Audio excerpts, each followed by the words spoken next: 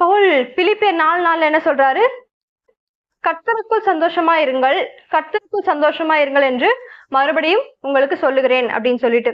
அப்போ நம்ம இன்றைக்கு என்னுடைய சூழ்நிலை நல்லா ஆயிடுச்சுன்னா நான் வந்து கர்த்தரை துதிக்கிறேன். இது வந்து எனக்கு நல்லா இருந்துச்சுன்னா நான் வந்து சந்தோஷமா இருப்பேன்.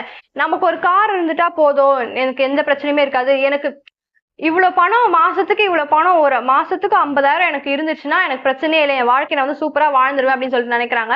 ஆனா மனுஷர்கள் நினைக்கிறது வந்து தவறு. நம்ம இந்த உலகத்துல இருக்க எந்தவித சோர்ஸுமே நம்மளை வந்து சந்தோஷப்படுத்த முடியாது, நம்மளை திருப்தியாக்க முடியாது.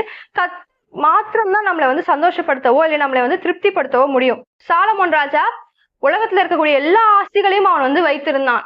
அவன் என்ன சொல்றான் அப்படின்னா, பிரசங்கி 2:10, என் கண்கள் இச்சித்தவைகளில் ஒன்றையும் நான் அவைகளுக்கு தடை பண்ணவில்லை, என் இருதயத்துக்கு ஒரு சந்தோஷத்தையும் நான் வேண்டாம் என்று